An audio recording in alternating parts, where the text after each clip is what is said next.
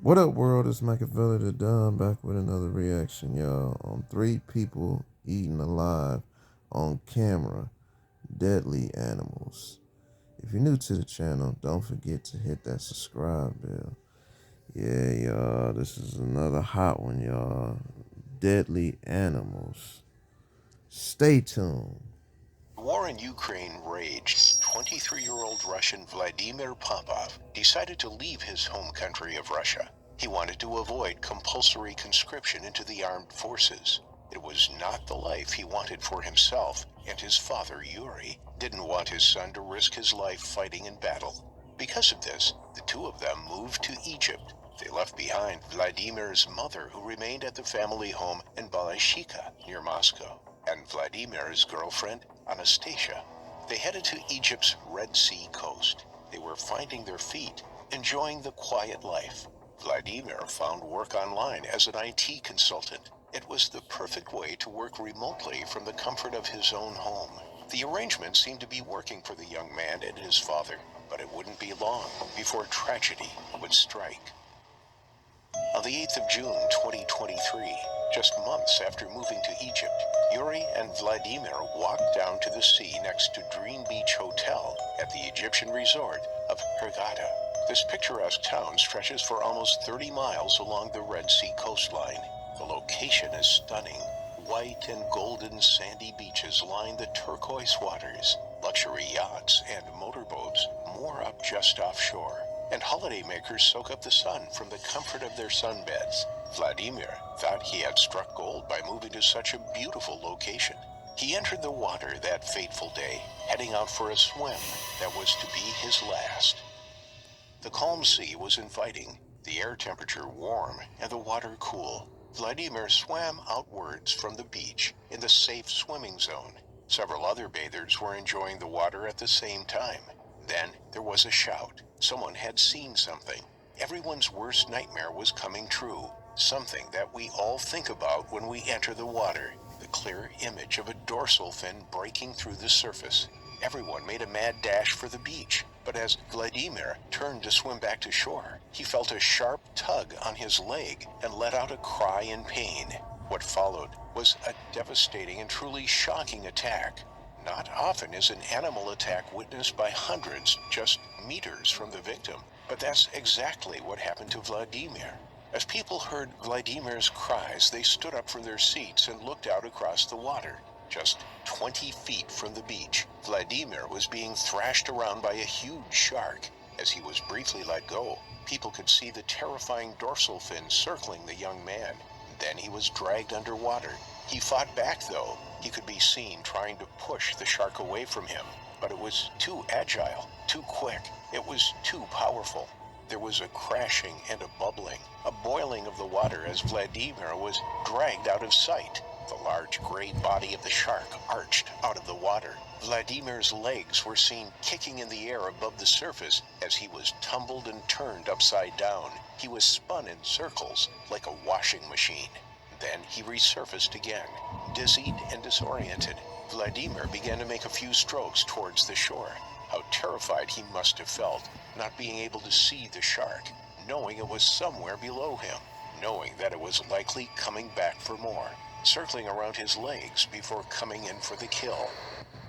The beach was tantalizingly close. He was surrounded in a cloud of red, his own blood pouring into the Red Sea. He made a few anxious strokes forwards. People could see the nervousness in his body language. They could see he wasn't sure what to do, which way to turn. Vladimir could see his father on dry land. He could see the crowd of people that had gathered at the water's edge, but no one was coming for him.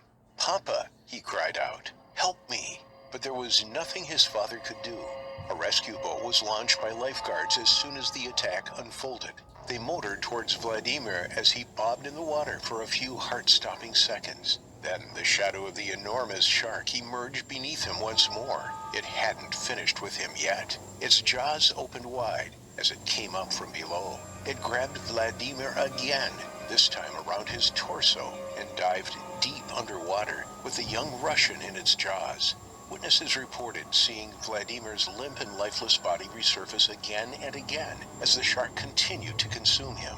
Over the next 2 hours, the shark tormented the crowd, pulling and tugging at Vladimir's body. It was truly a nightmare for everyone involved. A lifeguard by the name of Muhammad reportedly swam towards Vladimir and another tourist in the water during the attack. He could see the water surrounding Vladimir was full of blood. He could see how torn up Vladimir was. As he had raised an arm, Muhammad saw the man's hand was missing. He almost dropped the body back into the sea when he noticed the shark had torn his head off. The shark also ripped apart the man's chest. Huge bites were missing from the abdomen as well. It was the most horrifying sight he has ever seen. It was clear Vladimir had already passed away, so instead, he focused his attention on a tourist woman who was swimming close to Vladimir. She was in a state of shock, barely able to move.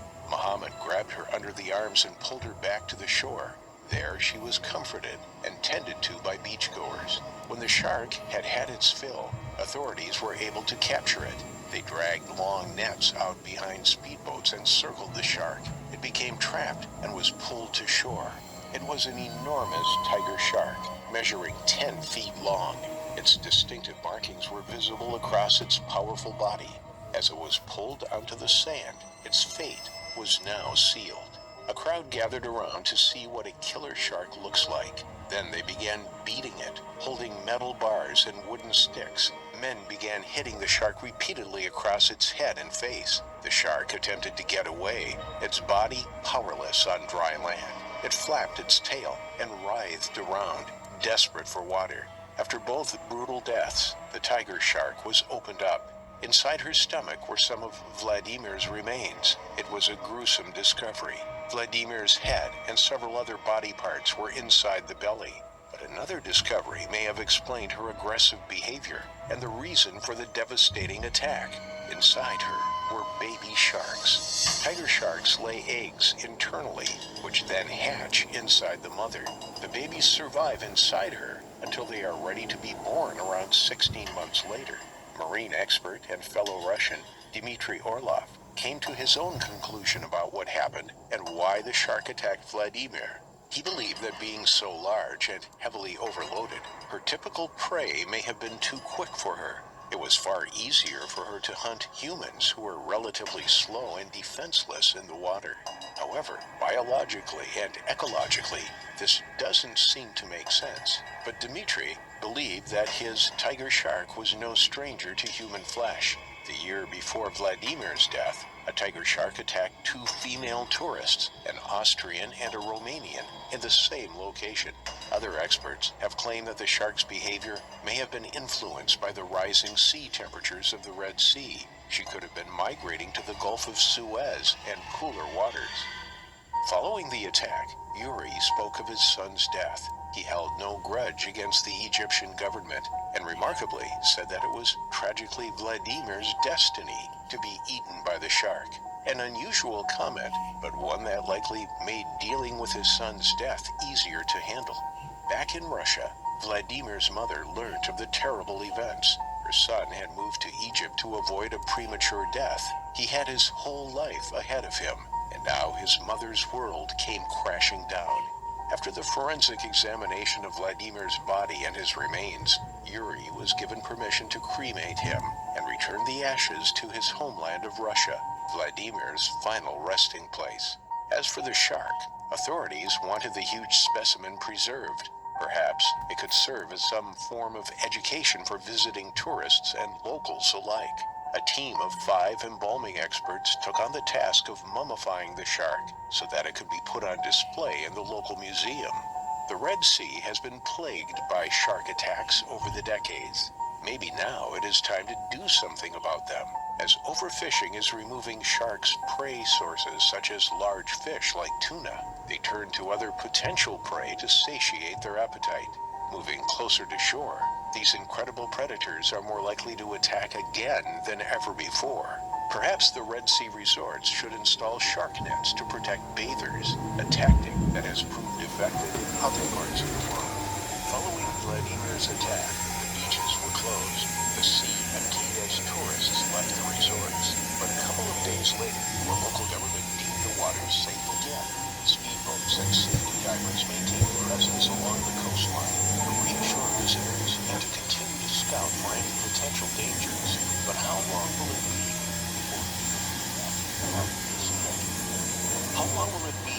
disaster strikes again before another innocent swimmer meets their terrifying final affliction. There's a hidden 5-minute credit trick that millions of Americans are using to send their Yeah, scores y'all. soaring. Have you tried it yet? Commercial If you're one break. of the 150 Commercial break. affliction. Hold on, y'all. Y'all hit that like button for the Sharks. Smash that like button for the Sharks. This is a deep one, y'all. Deep, deep, deep. Y'all know what it is. Hold on. Finna wind it back up for y'all. Hit that like button. Stay tuned. The grizzly bear is a fierce predator and should be avoided at all costs. They have been responsible for over 180 deaths in recent years, although the majority of the time bear attacks are very rare. They will usually only attack when they are protecting food, their cubs, or territory, and would rather avoid humans altogether. However, there are some people who intentionally seek them out and enter their territory, like Timothy Treadwell, aka the Grizzly Man. Even at a young age, Timothy had always been particularly fond of animals, and even had a pet squirrel when he was a child. In his adolescence, he had his first encounter with a wild bear while studying them in Alaska, and that's when he realized his true life calling. He stated that he had lost his way at college, and he had fallen into alcoholism and drug use, nearly overdosing on heroin in the late 80s. This close call with death is what motivated him to initially search out bears and make them his lifelong passion. He studied the bears for 13 years and wrote a book from his findings called Among Grizzlies: Living with Wild Bears in Alaska. During this time, the bears became used to his presence, and he was able to touch them and play with their cubs. In his own words, he stated that he had a good relationship with bears based on mutual trust and respect. Following the release of his book, Timothy began to gain some recognition for his work in television and environmental circles. He traveled around the U.S. to educate local schools and appeared on many TV shows to explain his unique experiences with the animals. He even created his own charity with co-worker Jewel Polovek called Grizzly People, with a plan to continue protecting the grizzly bears in their habitat. Timothy was met with controversy throughout his life, mainly due to his interference with the animals. The National Park Service, in particular, were very unhappy and worried with his actions, as they believed that he was disrupting the animals' natural behavior, as well as putting himself at enormous risk. Timothy was also leading unauthorized tours with visitors to take them closer to the animals, something that was never allowed by the parks. He was thought to be reckless, as he refused to install any electric fences around his camps or carry bear spray, stating that bears would never hurt him due to their relationship together. Despite their fears, Timothy did not bring any further protection from the bears, and he would soon find out that his relationship with these bears could easily be broken. In October 2003, Timothy and his girlfriend, Amy Huguenard, visited Katmai National Park in Alaska. They were warned of the dangers of camping in the area at this time of year, as food was scarce, and the bears were preparing for winter, eating anything they could to store for hibernation in the coming months. The aim of the trip was to see one of Timothy's favorite female brown bears, and wanted to check that she was okay and ready for the winter. Amy was very reluctant to do this, as she was particularly scared of bears and just wanted to go home, but she stayed as she knew how important the bears were to her boyfriend. Throughout the trip, the pair tracked a few of the bears, but Timothy quickly realized that the majority of the bears that were familiar with him had gone into hibernation already, and there were a number of unfamiliar bears. Although he was slightly uncomfortable with the thought of being surrounded by bears that didn't know him, he still decided to stay and set up camp with Amy.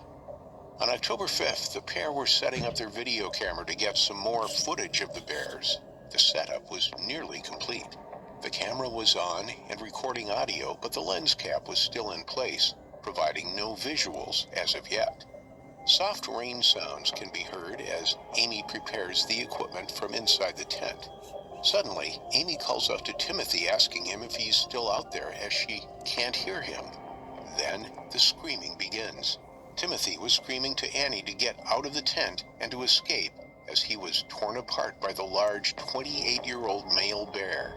Amy opens the tent and begins screaming at Timothy to play dead to get the bear to leave him alone, which seemed to have worked for a time, as the pair can be heard discussing whether the bear was truly gone yet. In this time, Amy is thought to have approached Timothy to tend to his wounds, which were unknown at this point, but she had to retreat as the bear returned to attack Timothy once again. This is when Timothy begins to panic, as he realizes playing dead is no longer going to work. He begs Amy to hit the bear with something, and she grabs a frying pan to smack the bear in the head. The bear lets go of Timothy's head and instead bites into his thigh to drag him away from Amy. Covered in blood and knowing he has no chance of survival past this point, Timothy begins shouting to Amy, telling her to run away and save herself. Although he struggled, he knew enough about bears to know he was done for.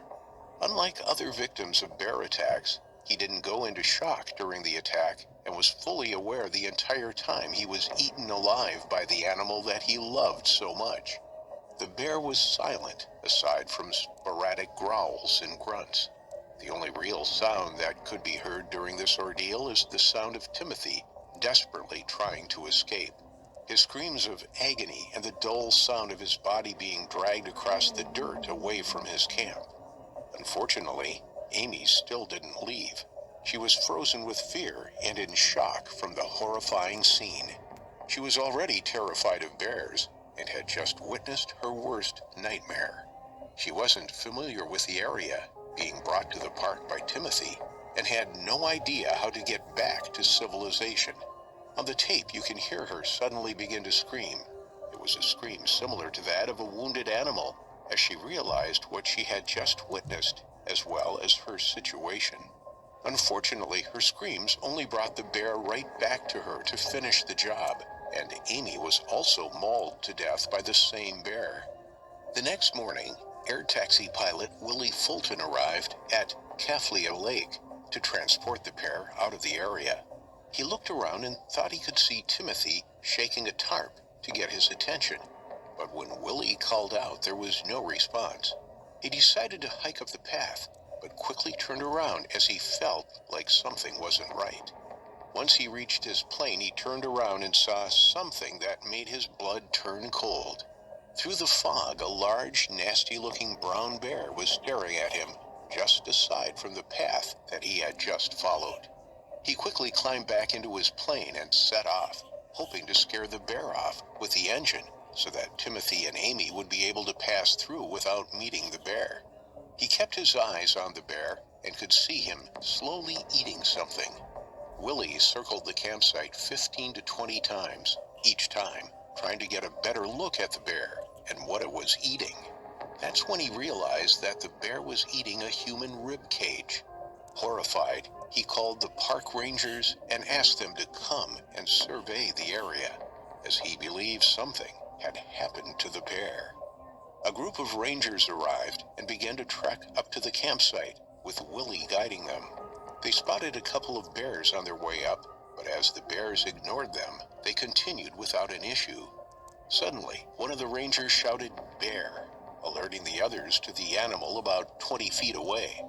They began shouting at the bear in an attempt to scare it off, but it soon became clear that it knew they were there, was not threatened, and was actively stalking them. They all began shooting at the bear, firing a total of 21 shots between the three rangers. They didn't stop shooting until the bear was shot dead. They continued to the campsite where they found Timothy and Amy's two tents collapsed and torn, with a large mud pile at the front of the entrance. The rangers moved some of the mud aside and found Amy's body with her fingers pushing through the dirt. She had been buried by the bear, ready for winter. When they moved the rest of the mud aside, she looked as though she was peacefully sleeping, except for the clear fact that she had been almost entirely eaten by the bear. They were horrified but determined to find Timothy, although the hopes of him being alive were fading fast. They combed the nearby area and found bits of him scattered all around the forest. His head was found attached to a piece of his spine, with a horrific grimace on his face, capturing the pain in which he died. His right arm and hand were also found lying nearby, his watch still attached. It was a gruesome scene to find. As the rangers were discovering the bodies, another smaller bear attempted to approach them. He was approximately 3 years old and was stalking the team from 30 feet away, making it clear that he would continue to approach and attempt to attack them. He was swiftly shot by the rangers, who didn't want to take any chances given the situation they were in. Once Timothy and Amy's bodies had been extracted from the park, the rangers sent the corpses of the large bear to be investigated. A necropsy was conducted, and it was found that the bear had human remains and clothing within its stomach, concluding that this was the bear that had killed and eaten the couple. The younger bear had already been cannibalized by other bears, so we will never know if it had anything to do with Timothy and Amy's deaths. Ultimately, it's important to remember to respect wild animals and give them the space that they deserve. Even if bonds are formed with the animals, you never know what might happen, or what else might be lingering in the forest, waiting for the chance to bring you to your horrifying final affliction. Within days of making this one change to Stella's y'all. bad breath, this Man, hit that like button for the Bears, y'all. Smash that like button, man. Man, it's that brr. Man, ate them people like that. That's crazy, y'all. Hold on, y'all. I'm finna wind it back up for y'all. You know what I'm saying? Hold on, wind it back up. Shit. Okay, y'all stay tuned. You to your horrifying final affliction. It was Sunday, November 29th, 1964. While the usual crowd fancied a day off from working or doing any exciting activity, Henry Borse and his friends were planning on visiting the ocean. Not that Henry was part of the usual crowd to begin with. After all, he was a keen underwater photographer if he was not playing with his saxophone as the lead for a Melbourne-based rock and roll band. The man could do it all, it seemed. So when he had an idea, nobody told Henry he couldn't or shouldn't do it, not even his girlfriend, Jill Ratcliffe. So when Henry planned on visiting the ocean, it was far more riveting than simply dipping one's toes in the beaches of Australia. Filming seals on an ancient and remote island off the coast of Victoria and spearfishing in the surrounding waters was what Henry had in mind on a typical Sunday. Henry prepped with his team to go to Lady Julia Percy Island, a remote offshore volcanic island located 22 kilometers from Port Fairy. Formed some 7 million years ago through violent underwater eruptions, the island was separated from the Australian mainland as the landmass parted ways with Antarctica. The surrounding water on the island is 30 to 50 meters deep. Strong waves are broken up by the sharp rocks on the shores. On the southwest end of the island lay vertical cliffs, rocky coves, shore platforms, and ancient sea caves filled with oceanic critters and mysterious caverns. Interestingly, Lady Julia Percy holds the largest breeding colony of the Australian fur seal. Additionally, the isolated island provides habitat to seabirds that are rare even by Australian wildlife standards. However, where there are fur seals, there is also one of its natural predators, the great white shark. Unbeknownst to Henry and his friends, this would be the day that would change their lives forever. The Victorian Aqualung Club, where Henry belonged, and members of the Port Fairy Manta Skin Diving Club left Moyne River Wharf on board a commercial shark fishing boat. The filmmaker wore a black hooded wetsuit, something that was not uncommon in those days. Eventually, the two groups arrived at the shores of Lady Julia Percy Island, where they were to begin exploring the area and film seals. Parking the boat a few meters off the coast of Lady Julia Percy Island, Henry and his friends Dietmar Krupa and Fred Arndt were talking about a terrifying tale. It wasn't exactly something the usual crowd would talk about right before diving into the ocean and putting themselves at the mercy of the waves. The terrifying tale was about a massive great white shark meandering about in the surrounding area. It was called Big Ben. Although there is hardly any truth to most monster tales such as this, it was not hard to believe in this one at this time, considering the thousands of fur seals one could perceive as far as the eyes could see. Put a man on a boat in the middle of the ocean near a remote island, and you get the perfect ingredients for the most monstrous creature alive, even if only in imagination. However, according to locals, who claimed the massive shark was at least 20 feet in length, the creature was very much real, and they had the scars to prove it. For Henry, however, this was merely another exciting opportunity for his portfolio. Henry entered the water at around 12:45 p.m. Swimming in the deep parts, Henry shot a film for an hour or so and came back to the boat around 1:15. Unsatisfied with the first film roll, Henry entered the waters once again. This time, he was accompanied by Dietra and Fred, both of whom were equipped with shorthand spears. Nobody could have predicted they would emerge from this dive forever changed by the events to come. Doing a free dive, the three friends found a group of seals rolling around in the waves. Henry immediately turned to film and focused on a bull seal amongst the harem. Suddenly, the seals turned tail and the energetic waves became quiet. Something was not quite right. However, because of the poor visibility in the water, the divers couldn't quite make out what was happening. They dove deeper, 10 meters down, and hugged the bottom. Still, they couldn't find the seals and realized they had to make an ascension. Henry broke through the surface and his head emerged. However, an incredible force hit him like a freight train the second his head broke the surface. Before he could understand what was happening, Henry knew what attacked him and threw his arms into the air to signal to the other divers. He screamed at the top of his lungs, "Shark!" Suddenly, he was torn through the water with incredible ferocity and was dragged below. He couldn't do anything about it. The water burst into chaos. The force pulling Henry down was so strong his mask and snorkel were ripped off from his face.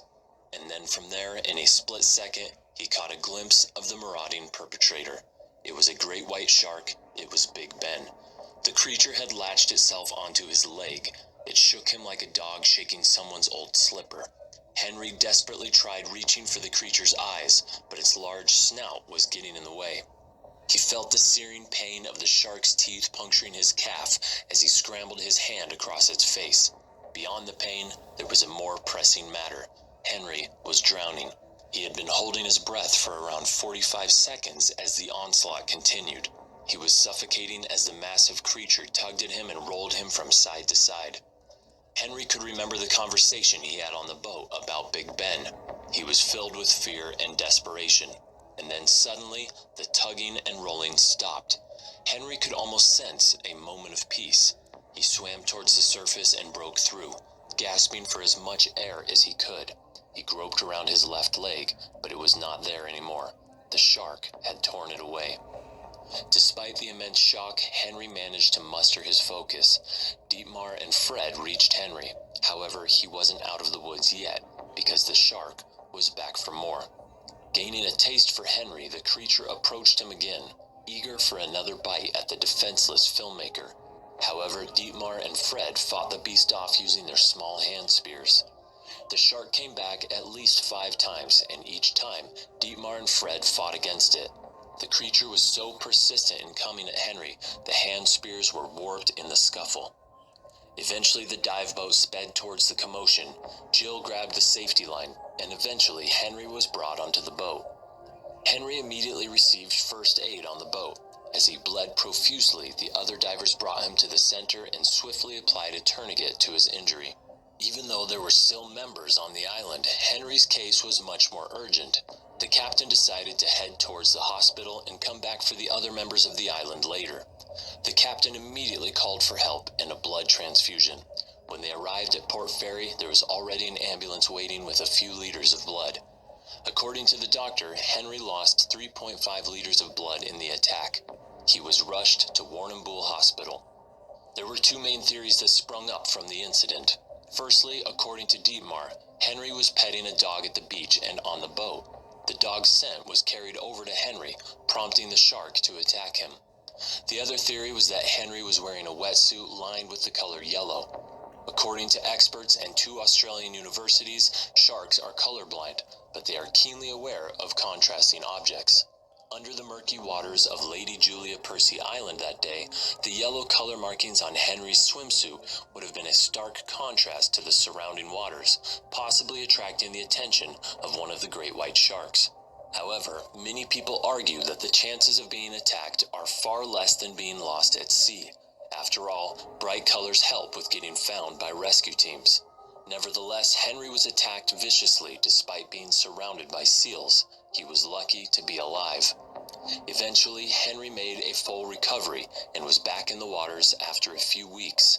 In 1968, he released a documentary called Savage Shadow, where part of the actual footage of the attack and a reenactment was shown. In a later interview, Henry did not hold grudges against the creature. To him, they were simply acting according to their nature. Luckily for Henry, he was surrounded by a group of divers who were highly skilled and trained. Some people aren't so lucky. Additionally, Henry viewed losing his leg as part of his luck, as it helped him survive and be freed from the shark's grasp. But unlike most great white shark attacks performing a test bite, this shark was keen on eating Henry alive as it returned for him 5 separate times. If it wasn't for Henry's friends, he would have certainly met his unfortunate final affliction.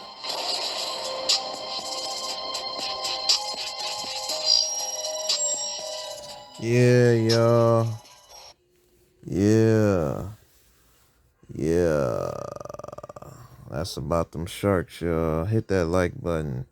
I don't feel that dude should have went back in the water. Dude, a shark just ripped your leg off, bro. Well, not leg, but your foot, your torso, your part of your torso. Like, why would you go back into the water after the shark had ripped your leg off? That was kind of stupid. You know, hey, write your comments down below how y'all will feel. I wouldn't get back into the water. I would get back in the water at home and swim, but you don't go back in the water after you done got your leg ripped off from a shark. Come on, y'all, hit that like button. Bro was bugging. Like, that's cool that he made a documentary, but bro was bugging, y'all. Bugging. But like I said, write y'all comments down below if you got merch, t-shirts, hoodies, I'll support, let me know if y'all got my size and I'll rep it. But other than that, y'all know my motto: be safe, stay dangerous, stay blessed.